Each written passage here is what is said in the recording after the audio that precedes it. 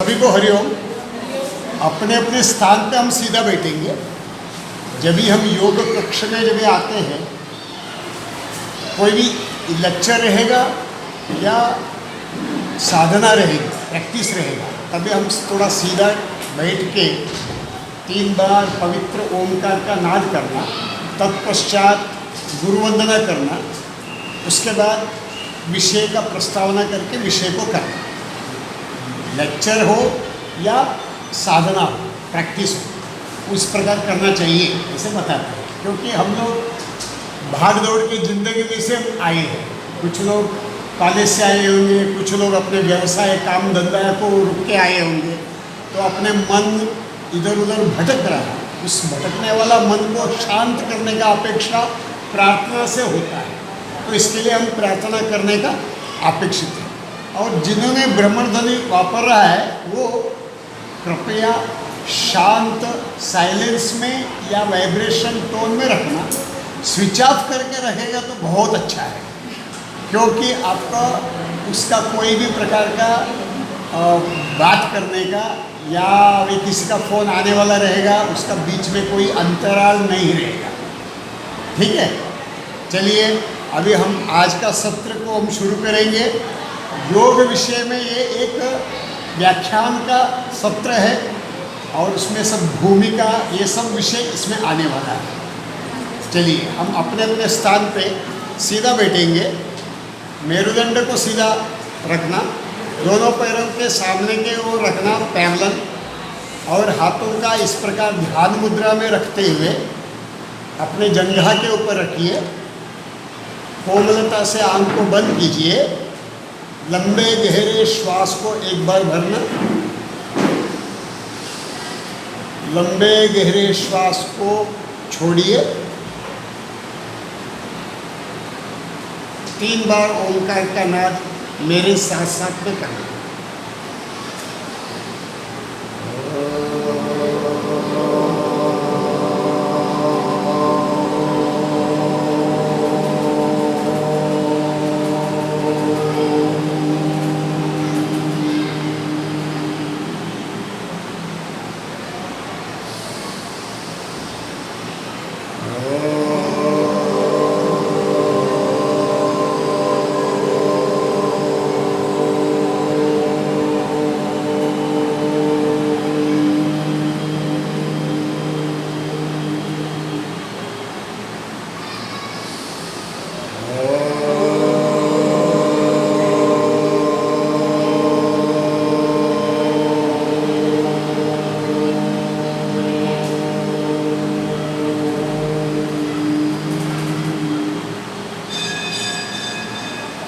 गुरुर्ब्रह्मा गुरुर्विष्णु गुरुर्देवो महेश्वरः, गुरु साक्षात् परब्रह्म तस्मै श्री गुरवे नमः।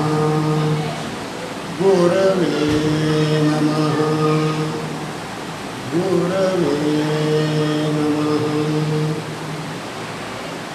धीरे से अपने आंखों को खोल। हम सत्र को गुरु वंदना से प्रारंभ किए। आज का जो मुख्य विषय जो है, अपने ये जो किताबें हैं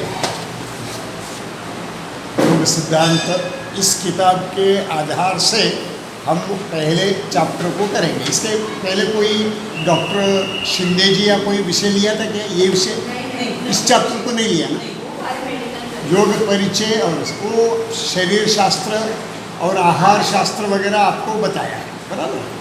आज हम लोग योग का गंगा में बहने वाले हैं। उसके लिए योग क्या है, उसके बारे में हम लोग को थोड़ा से उसके ऊपर चर्चा करना है, चिंतन करना है। आप अभी आए हैं, समझो योग शिक्षक बनने के लिए आए।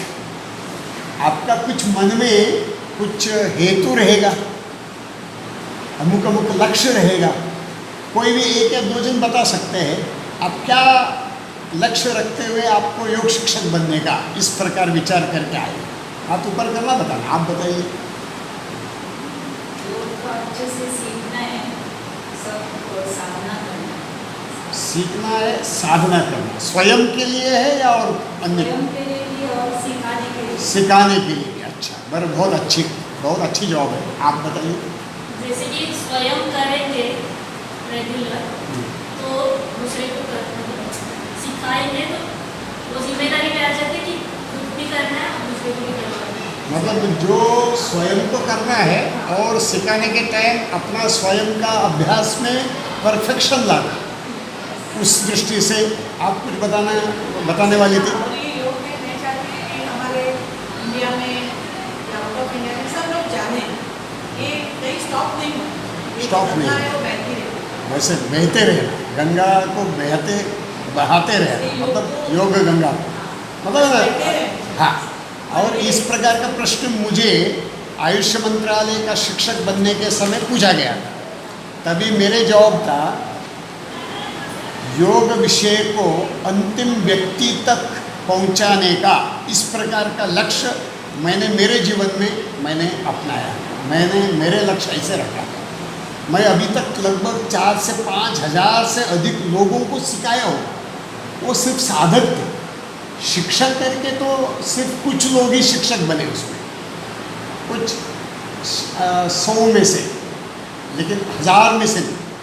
जो बड़ी शिविर होता है, वो योग शिविर वगैरह होता है, वहाँ पे क्या आता है, थोड़ा बहुत रुचि रहता है, वहाँ पे सीखने के लिए आ जाता है। जब योग कक्षा में जब हम शिक्षक के रूप में भूमिका में हम लोग सीखना है तो हम योग शास्त्र को सीखना है। योग के भाषा में जो बारीक विषय है, छोटे छोटे बारीक विषय होगा, लेकिन हर विषय महत्वपूर्ण रहता है अपने अपने स्थान में। छोटा विषय है करके वो उसको निगलेक्ट नहीं करना है। बड़े विषय को हम अपनाएंगे, छोटे को ये कर दिया, ऐसा नहीं होता है। जब भी हम लोग काम करते हैं तभी हम छोटे विषय के ऊपर में भी ध्यान रखना पड़ता है। तो इस दृष्टि से इस प्रकार का है योग। और एक बात है, और कुछ लोग ऐसे भी आते हैं योग कक्षा में या योग शिविर में, किसी को मोटापा रहता है, किसी को अलग अलग विषय का कुछ व्याधि रहता है, किसी को डायबिटिक मधुमेह से होता है, किसी को हृदय विकार का रहता है, किसी को अस्थमा रहता है। ऐसे अलग अलग व्यक्ति अलग अलग व्याधि को निराकरण करना, इस दृष्टि से भी बहुत सारे लोग योग कक्षा में शिविर में भी आते हैं, वैसे योग शिक्षक बनने के लिए भी आते हैं। ये मैंने देखा है। तो इस दृष्टि इसके लिए मैंने आपका क्या हेतु है वो पूछ के, आप शास्त्रीय पद्धति से योग को सीखना, फिर उसके बाद दूसरे को सिखाना, बराबर। मतलब इसको हम लोग सिक्का मुर्तब करें मतलब ताला लगाए, जो अन्य ऐसे भाषा में बोलते हैं ना, डॉक्टर, हाँ हाँ, जो करोड़पति वाले में से पूछते हैं ना, तो हाँ लॉक कर दे ऐसे। तो इसके लिए हमें योग विषय है, हो सकता है मैं लगभग 45 वर्ष से भी अधिक समय से मैं साधक हूँ और सिखाते भी आया हूँ। आसन वगैरह तो बहुत वर्षों से सिखाते आया हूँ, जो भी मेरे छोटे उम्र से ही समझो, तरुणावस्था में, तरुण मतलब विद्यार्थी के जीवन के समय से। लेकिन कभी सिखाने का पद्धति और अभी सिखाने का पद्धति में अंतर रहेगा। अभी उसका पूरा अनुभव के साथ हमें सिखाने का एक पद्धति को हमने विकास भी किया है, उस सिखाने का पद्धति को अनुसरण करते हुए सिखाना है। उसमें आगे आपका चैप्टर में आएगा, शिक्षक बनते समय कौन सी वेशभूषा रखना है, कितना समय शुरू करना है, कभी समाप्त करना है, और भाषा का प्रयोग, किसी का मन को दुख नहीं पहुंचाना, सभी विषय को सामान्य भाषा में, साधारण भाषा में बोलते हुए सभी को समझाना, और उसके लिए अलग अलग स्टेप्स वगैरह है। वो जब शिक्षक का पूरा अभ्यास का समाप्त होते समय वो चैप्टर भी आपको आएगा, सिलेबस में वो है। तो आदर्श शिक्षक कैसे बनाने का, शिक्षण पद्धति क्या है, योग शिक्षण पद्धति क्या है, वो सब विषय आएगा। आज हम पहले बार हम लोग योग मतलब क्या है ये हम लोग अभी विचार करेंगे। योग बोलेगा तो संस्कृत में जो युद्ध धातु है उससे बनी है, और योग मतलब जोड़ना। और समझो कोई बहुत सारे गणित में संख्या लिख दिया, फिर उसके बाद टोटल कर दिया, तो उसको क्या बोलते हैं? संस्कृत में योग बोलेंगे, हिंदी में उसको कुल बोलेंगे। हाँ, ऐसे। तो इसके लिए योग, सभी विषय को योग करना, जोड़ना, उसको योग बोलते हैं। यहाँ पे क्या होता है, अपने यहाँ पे योग जोड़ना बोले तो किसको जोड़ना? हम समझो वर्ग में आए हैं, एक दूसरे मित्रता बनता है, वो एक योग है। आपको हम कुछ विषय का ज्ञान को हम बताना है, वो मेरा भी एक संयोग है। सिखाने का एक प्रकार का मेरा भाग्य है, वो भी मेरा संयोग है, सुयोग है। और वैसे योग को असली उसका अर्थ क्या है? आत्मा को परमात्मा के साथ जोड़, इस जीव तत्व को, मानव तत्व को दैवत्व तत्व के साथ जोड़ना, इसको हम लोग योग कहते हैं। शरीर, मन, बुद्धि, चित्त, आत्मा को जोड़ना, उसके साथ साथ आत्मा को परमात्मा के साथ जोड़ना, इसको योग हम बोलते हैं। और आत्मा और परमात्मा के बीच का जो अंतर है, हो सकता है परमात्मा कहाँ है कम देखे हैं, शायद कोई देखे नहीं, आंख बंद किए तो हम हो सकते हैं कुछ निराकार स्वरूप, कुछ शक्ति देने वाला हमें दिखाई देता है, ऐसे भास हो सकता है।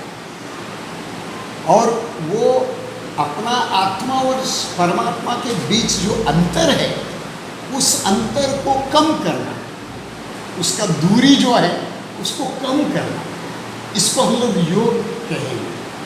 और योग के जो दार्शनिक है, कुछ 2500 वर्ष से भी, इतिहास में देखा जाएगा तो 5000 से भी अधिक वर्ष बोलते हैं। वेद काल में, उपनिषद काल में भी उसको आता है। और वेद उपनिषद का ये सार है भगवद गीता। भगवद गीता का प्रत्येक अध्याय के आखिरी में हम लोग योग शास्त्रे ऐसे एक शब्द का प्रयोग समापन के समय करते हैं। इसके मतलब योग शास्त्र जो है बहुत पुरातन है। योग का गुरु या योग का जो शिव है, उसको योगेश्वर करके हम बताते हैं। श्री कृष्ण भगवान को भी हम लोग योगेश्वर कहते हैं। शिव जी पर सर्वशक्तिमान परमेश्वर, वो भी योगी है, सिद्ध योगी, इस प्रकार उनको कहते हैं। और उसके बाद भगवद गीता में हरेक विचार से लेके संन्यास, जो आखिरी वाला जो अध्याय था, 18 अध्याय, सभी में योग के बारे में जिक्र है। परंतु 6th अध्याय जो है, 6वां अध्याय में पूरा योग शास्त्र के बारे में अधिक जानकारी दिया गया है। तो भगवद गीता के समय पे भी रहा, और वेद काल में से रहा, उपनिषद काल में, दर्शन, उपनिषद, दर्शन सभी कालखंड में रहा, तो इतिहास की दृष्टि से।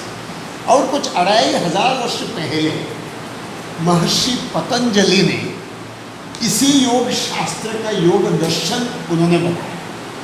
उस योग दर्शन षट दर्शन में से एक उसको माना गया है। योग दर्शन षट दर्शन में से एक माना गया है। उसमें योग के बारे में एक सूत्र है, पतंजलि योग दर्शन में एक सूत्र है, टोटल 196 सूत्र है। उसमें से एक योग सूत्र बताता है, योग चित्त वृत्ति निरोध, इस प्रकार बताता है। योग मतलब अपना जो चित्त वृत्तियाँ है उसको निराकरण करता है, उसको निरोध करता है। विरोध अर्थ नहीं है, उसका निराकरण करता है। जो भी चित्त वृत्तियाँ है, अपने ये जो चित्त बोलने के बाद, वृत्तियाँ बोलने के बाद, वो सब कुछ अलग अलग शब्द प्रयोग आता है योग में। तो आपको प्रश्न आ सकता है, ये क्या है, चित्त क्या है, मन क्या है, ये सब बात आपका मन में डाउट आता है। उसके लिए बताया है महर्षि पतंजलि ने, योग चित्त वृत्ति निरोध, इसका अर्थ ऐसे बताया। सामान्य भाषा में मन बोलेगा तो मन को ही चित्त करके भी समझते हैं, लेकिन वैसा नहीं है। मन अलग है, चित्त अलग है।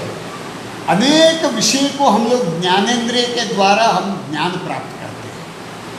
वो जो संग्रहित होता है वो चित्त में स्थापित होता है। जो मन जो होता है इधर उधर भटकते रहता है। अभी यहाँ पर है, अभी ये कुछ विषय को यहाँ पे सुन रहा है और मेरे बेटा क्या कर रहा होगा, वो स्कूल का उसका परीक्षा का समय है, वो तैयारी कर रहा है कि नहीं, या खेल रहा है, या नया वर्ष स्वागत यात्रा है उसका कुछ तैयारी में लगे है क्या, या विद्यार्थी है अध्ययन कर रहा है। इस प्रकार का मन वहाँ पे भी भटकता है। यहाँ कक्षा में भी, यहाँ व्याख्यान भी सुनता है, उसी समय पे उसी सेकंड के अंदर अपने मन किधर भटकते भटकते कहाँ जाता है, अपने घर पे भी चले जाता है। और कुछ किसी का मन में थोड़ा समझो कष्ट आया है, समझो किसी का घर पे बीमार व्यक्ति है, वो मन हम लोग सुनते सुनते सुनते हमारे विचार वहाँ पहुँच जाते हैं। घर पे जो बीमार व्यक्ति है उसके ऊपर भी चल जाता है, जाएगा कि नहीं, उसको हम लोग नियंत्रण करना बहुत मुश्किल है।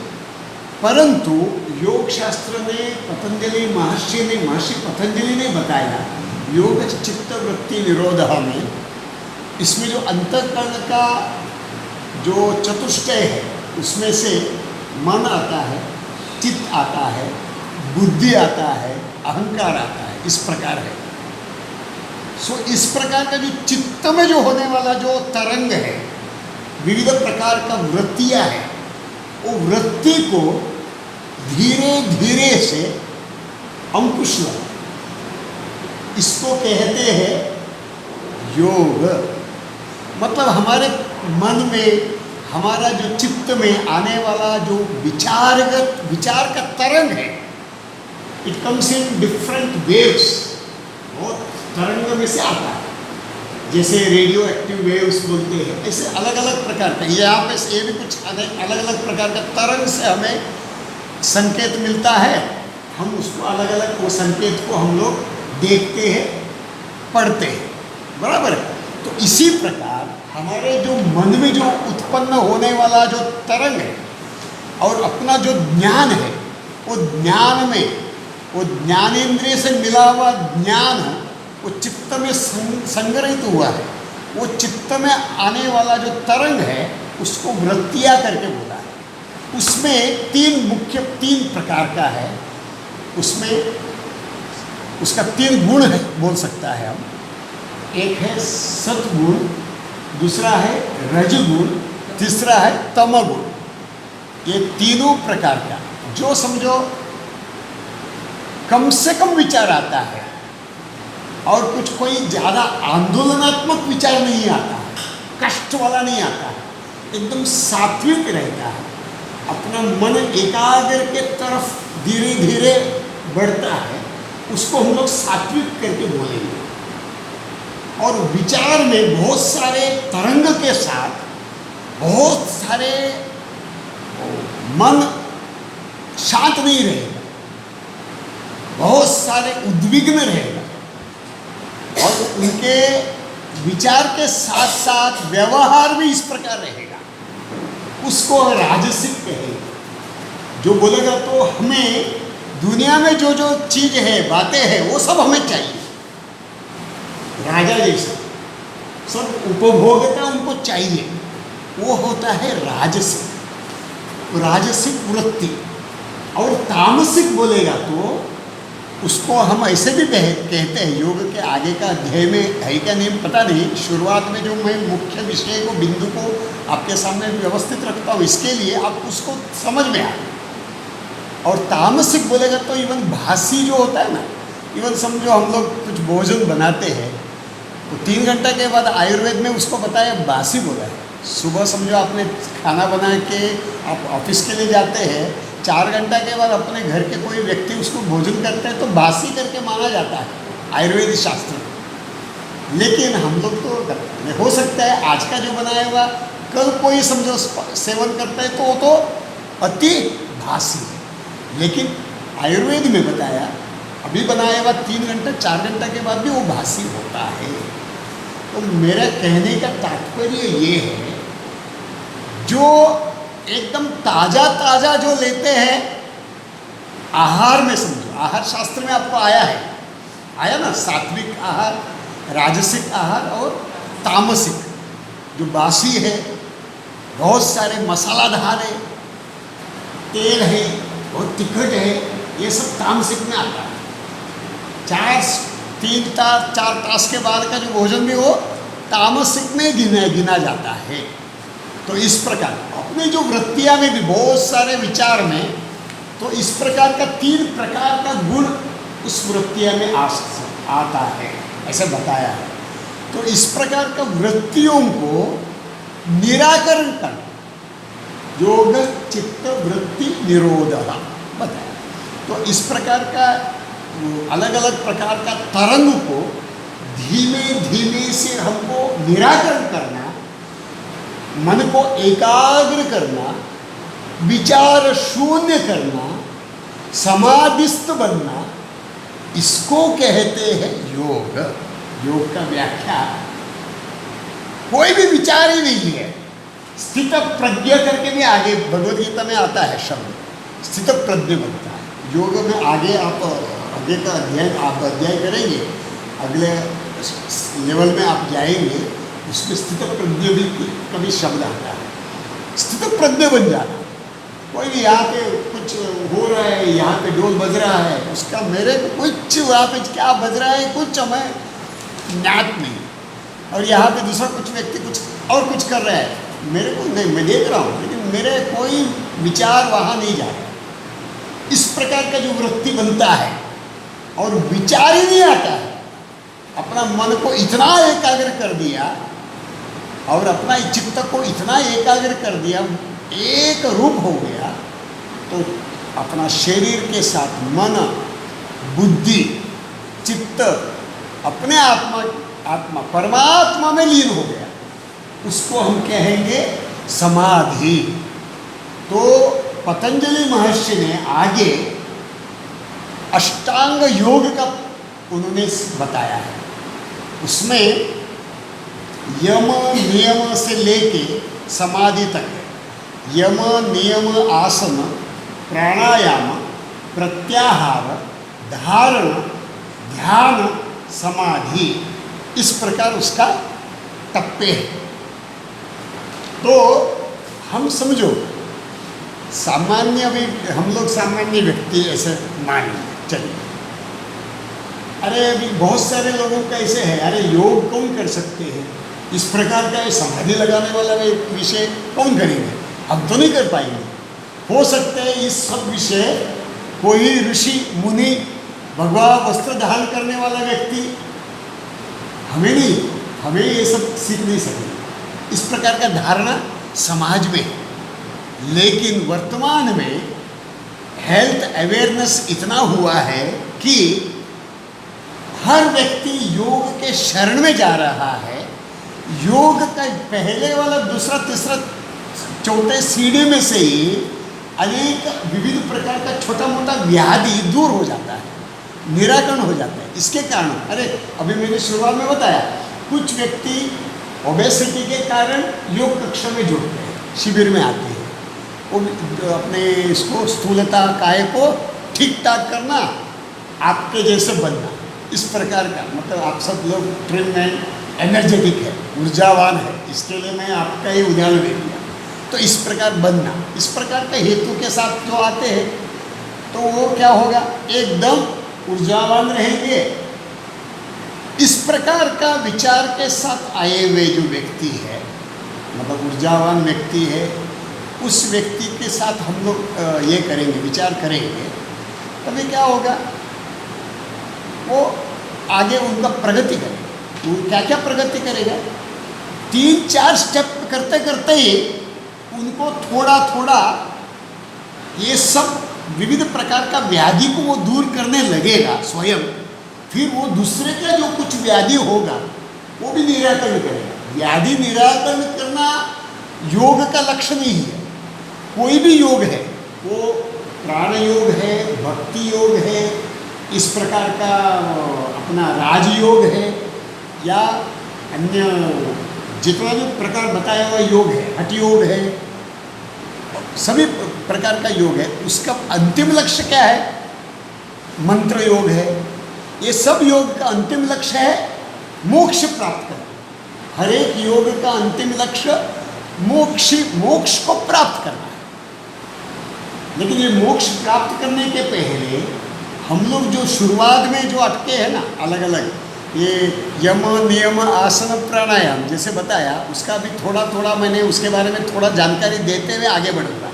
उससे क्या होगा, आपको इस विषय के ऊपर में एकदम कॉन्फिडेंस, अपने कॉन्फिडेंस लेवल आप एकदम पक्का करेंगे, बेस आपका फाउंडेशन एकदम व्यवस्थित बन जाएगा। तो ये 3-4 स्टेप में से ही हम कुछ काम समाज में कर सकते हैं, समाज के लिए उपयोगी बन सकता है, ऐसे करके योग शास्त्र बताता है। उसके एक एक बिंदु के ऊपर में भी हम लोग थोड़ा सा चिंतन करेंगे। यम मतलब क्या है, नियम मतलब क्या है, ये भी हम लोग थोड़ा थोड़ा अष्टांग योग के बारे में थोड़ा सा संक्षिप्त परिचय भी लेके आगे बढ़ेंगे। यम बोलेगा तो अहिंसा, सत्य, अस्तेय, ब्रह्मचर्य, अपरिग्रह, यमाः, ऐसे करके पतंजलि योग सूत्र में आता है। मतलब जो व्यक्ति है, ये पहला टप्पा है योग का, अष्टांग योग का पहले टप्पा है यम। यम बोलेगा तो जो यम धर्मराज वाला का ये नहीं है। यम यहाँ पे जो योग भाषा में जो है अहिंसा, सत्य, अस्तेय, ब्रह्मचर्य, अपरिग्रह, ये बताया 5 बिंदु है। अहिंसा, किसी को भी हिंसा नहीं पहुंचाना, कष्ट नहीं देना। कोई समझो व्यक्ति है, उसको मारपीट करना वो हिंसा नहीं है। वो मारपीट करने से हिंसा होता है ऐसा नहीं है। समझो कोई व्यक्ति है, आपके कोलीग है, आप काम करते हैं, आप समझो कोई कहाँ पे काम करते, कोई काम करने वाले व्यक्ति, व्यवसाय करने वाले, नौकरी, हाँ स्कूल में टीचर है, समझो आप टीचर हैं। अभी आप एक छोटे बच्चे हैं, मतलब वो थोड़ा दुर्बल है, पढ़ाई करने के लिए थोड़ा पढ़ाई में थोड़ा सा कमजोर है। आप उसको सभी विद्यार्थियों के सामने आप उनको थोड़ा जोर से डांटा, तो उस व्यक्ति को क्या लगेगा, वो विद्यार्थी को उसका मन में बहुत ज़्यादा कष्ट होगा, दुख होगा। इस प्रकार का समझो आपने सबके सामने उसको डांट दिया, आपने उसको सुधारने के लिए व्यक्तिगत रूप में कुछ बताया, कुछ ज्ञान सिखाया, बात अलग होता है। सबके सामने डांट दिया तो उनका मन में थोड़ा दुख का भाव आता है। वो जो दुख का भाव समझो पैदा होता है, इसको बोलते हैं हिंसा बोलेंगे, इसको भी हिंसा बोलेंगे। अब सोचिए, अपने योग का भाषा का सबसे पहले वाला यम के अंतर्गत का पहला बिंदु में कितना कष्ट है, तो भी हमें योग का अच्छा साधक, योग का अच्छा हमें शिक्षक शिक्षिका बनना है, तो हमें हर बिंदु के ऊपर ध्यान करना पड़ेगा, हर बिंदु के ऊपर हमको चिंतन करना पड़ेगा, तभी हम एक आदर्श योग शिक्षक या शिक्षिका बन सकते हैं।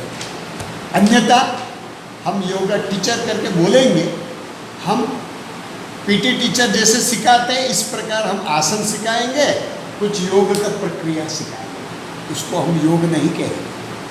योग बोलेगा तो आत्मा को परमात्मा के साथ में मिलन करना, जोड़ना, सभी को जोड़ना। क्लास में रहने वाले समझो 80 विद्यार्थी है तो 80 विद्यार्थियों को जोड़ना, प्रेम से बातचीत करना, सबको समझाना। वहाँ पे कोई बहुत अमीर है, कोई दुर्बल वाला है, कोई बहुत होशियार विद्यार्थी है, कोई एकदम कमज़ोर है पढ़ाई में, वो कमज़ोर वाले को भी कैसे उत्थान करना, ये विचार करने के काम योग शिक्षक का है। हम भले प्रोफेशनल में हम लोग टीचर होंगे, कोई भी होंगे, प्रोफेसर होंगे, लेकिन सबको मिलन करना उसको बोलते हैं। ये अहिंसा के संदर्भ में जैसे बताया, उसके बाद सत्य हम लोग बोलते हैं, अहिंसा सत्य। दूसरे बिंदु सत्य बोलेगा तो सत्यम वद धर्मम चर, ऐसे करके बताया गया। सत्यम ब्रूयात प्रियम ब्रूयात करके भी अपने सुभाषित वगैरह में आता है। इसका अर्थ क्या है, हम कुछ भी बात करते हैं, किसी मित्र के साथ करते हैं, अपने घर पे कुटुंब वाले के साथ करते हैं, हम क्लास में करते हैं या अन्य कहीं भी बातचीत करते हैं, हम सत्य वचन बोले, इस दृष्टि से बताया गया है सत्य। वो सत्य हरिश्चंद्र का एक उदाहरण, उतना नाम लिया तो ध्यान में आ जाता है, कितना कष्ट आया उनको, आखिरी के समय में भी उन्होंने सत्य को छोड़ा नहीं। वर्तमान का जो परिस्थिति में जो रहने वाला जो सामाजिक जो व्यक्ति है, राजकीय व्यक्ति का, उनका बात तो लेना नहीं आता, क्योंकि वो कितना सत्य वाले हैं आप सब जानते हैं। परंतु योग शिक्षक का भूमिका में यम पालन करना है तो हमें अहिंसा के साथ सत्य वचन बताना पड़ेगा।